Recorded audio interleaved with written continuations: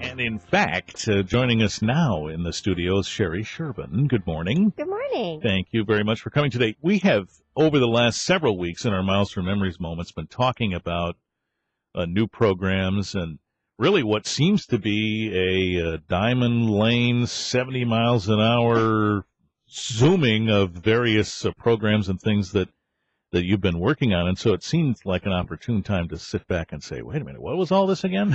Right, exactly. So, and we do. yeah. We have a lot of different folks that are working on a lot of different components of the development of a variety of different programs that deal with emergencies and recovery and getting them home safely and helping families and emergency services and all of those. Yeah. It's collective activity. So it started, though, with an adjustment of the mission statement, didn't it? Yeah, so a lot of the things that started to roll out this year, we did change, or really technically added a vision statement, which we hadn't had before, and expanded that to include really all dementias. The majority of the programs that we have done anyway have always allowed for anybody with a different dementia to participate in those programs, so it just seemed to make more sense to include them in the word choices that we used on a regular basis instead of saying it and then adding, and also those with other dementias, you know. Right. So let's just incorporate it and go from there.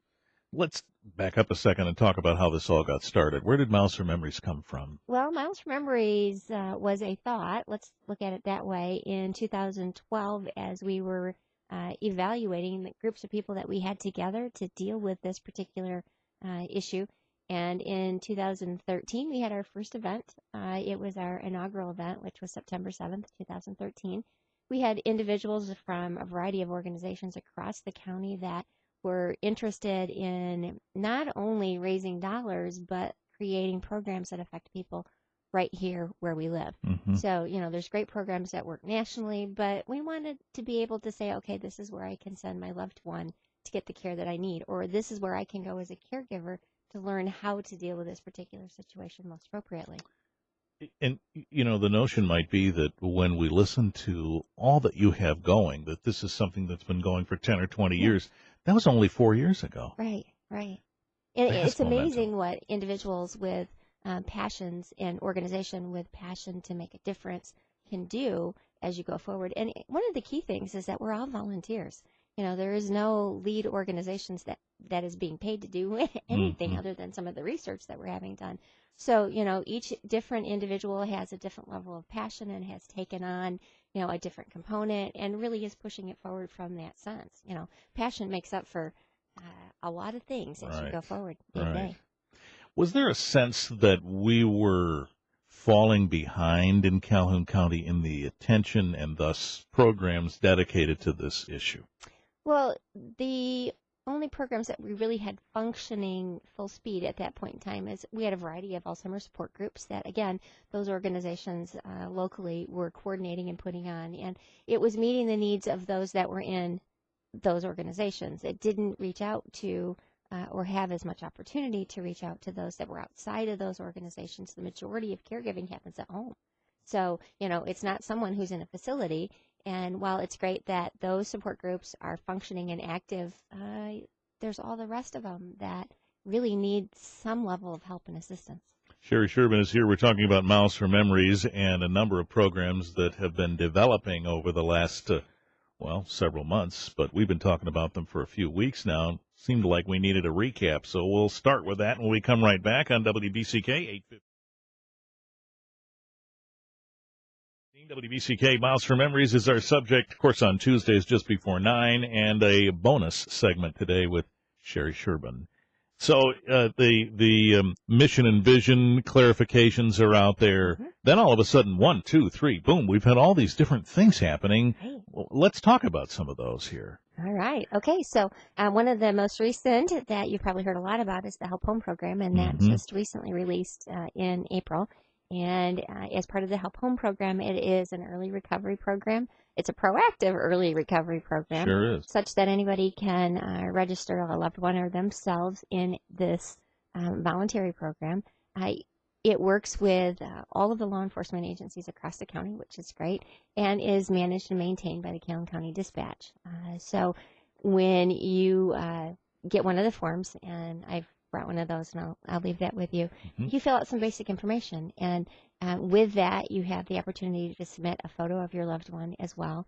You get to talk about where they currently live, but also previous addresses, which is more likely what they're going to remember. Oh, yeah. In additional information, you can also mention a variety of chronic conditions, if there are favorite places they like to go, and maybe that might help somebody to go find them. You can talk about other medications that might be an urgent need that they'll need to get addressed, but also who to call when they're missing. So even if a law enforcement personnel comes across an individual who seems to be wandering and they start to talk to them and they start getting information from them, they can actually enter that information into their patrol car information. And if that person comes up, we'll go, oh, there we go. So this is who I called. This is the contact information. This is second contact information, and so on and so forth. So we can get them home without having to take them to the emergency room or anything along those lines. What a brilliant idea. I mean, if you think about this now, there's a certain possibility of some sort, I don't know what the statistic is, that as this goes on, someone could walk away. Right. All right. And when they do, imagine what you have to do now. You got to discover that they're gone, try and figure out where they might have gone, call the authorities, talk about them, give them the information they need. They start looking. You don't know, maybe you don't remember to give them the previous addresses that they might think of. All this while, this person is out there wandering around. Right. So this saves so much time. Oh, yeah, most definitely. And in addition to that, they get to know what the person is supposed to look like, so or at least have a vague idea of when that photo was taken, what they might look like. Right. And maybe common words that they respond to. So, his name might be Bob Jones, but he responds to George. Yeah. So, right. that will help you in that process of knowing how to talk to that person and to realize that you are talking to the right one. Boy, so now under this system, if you've put that person into the registry of sorts, now all you have to do is make the call and say, George is missing, and they, boom, bring it right up. They have everything they need. Yep. Or maybe you get the call before you even call them. Yeah, exactly. Imagine that. What a huge time saver at a critical moment when time is of the essence. And it adds a significant layer of peace of mind. Yes. For the caregiver, because, that horrifying thought when your loved one is missing, now you've taken some preemptive activity to find out or to help them be returned as quickly as possible and safely. And say that again. It's Help for Home. Help at Home. It's called Help Home. Help Home. Yeah. Got it. All right, and we'll tell you in a minute how to find an application for that. So if you're saying you want to make sure that your loved one is registered, we'll tell you how to do it in a second. Sherii and I are going to do the rest of the show talking like that. It's just, it just catches on right away when you hear him, doesn't it? It does, but I can't do it. That's okay. Thanks. The other thing that happens when Sherii and I get together is we say, we'll have all this time to talk, and then all of a sudden the time has zoomed by. So let's try and touch on some of these other things. Okay. By the way, Help Home applications, where can you get those? You can get them in a variety of locations, including on the Miles for Memories website. You can go there.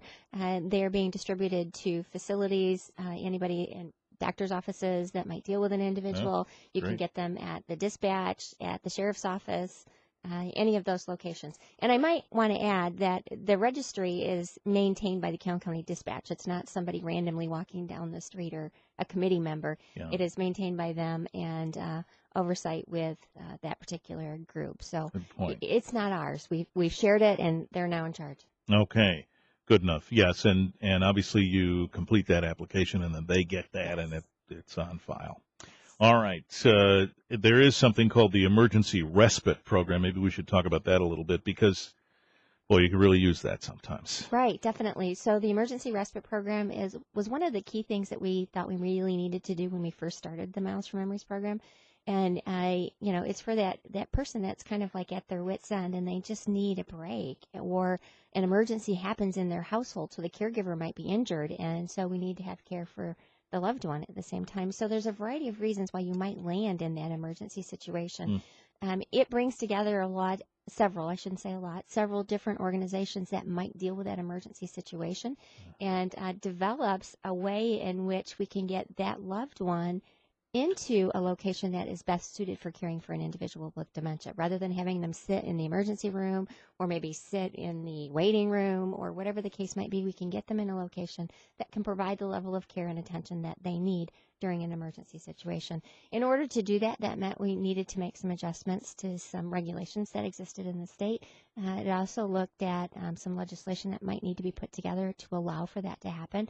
So we're looking at piloting, that kind of a program, that very specific program here in Calhoun County, and see how that actually goes. Anything we develop here for the county is meant for the county, but we are more than willing to share it with anybody who's interested in learning and going with it. So, Well, and that was a thought I was having. Are there other entities like Miles for Memories that are out there and innovating like you are? well, there are other communities that are trying to do some collective activities. One of the phrases you might hear locally is a dementia-friendly community, which, again, is a variety of additional agencies that are coming together to have an impact right here at home on how we deal with the person with dementia as a community at large, and not just specifically activities for the ones that are directly impacted by dementia. So, all of the agencies, it's not a one-person show. It's everybody working together to make a difference for people that live right here. So that is in the process of being developed. As part of that, we're looking at the development, people have heard me say this repeatedly, respite registry, and getting them into a situation whereby we don't have those emergencies anymore, or we reduce the number of scenarios that become an emergency and get that caregiver some regular relief. And there are some programs that exist currently, but there's an apprehension about doing them because of some of the current legislation and or leaving your loved one with someone that you don't know. But if you get them into a cycle and you introduce them into a program, it becomes much more familiar and welcomed and easier to do. Very important. As you point out, sometimes the respite is not necessarily an emergency situation. Sometimes you're going to go away or something like that. Yeah. Or, you might be scheduled for surgery 3 weeks from now. It's not an emergency for the one at home, but it would be if we left them alone. And, we need to find ways to provide appropriate care for that individual. Boy, we didn't get to 100 things we thought we would, but that's okay. Let's talk about the event, the walk run event that comes up in September. Is when this year? It is September 17th. It'll be in downtown Battle Creek. One of the fun things that we're looking at doing this year is introducing a tailgate party. It's kind of fun because Michigan State's going to be playing Notre Dame out of town. And the research dollars that we utilize goes to Michigan State University. And there's just a nice connection all the way around. And they're doing some mild cognitive impairment research, which really fits in nicely with the early stages of the disease and how we respond to that. And that's one of the other phases of the activities that will roll out. And you might have heard Peggy talk about it a couple weeks ago on the program, at least dabble in it. Right. All right. Good. So just go to Facebook and go to the little search box at the top and type Miles for Memories. You'll see information there.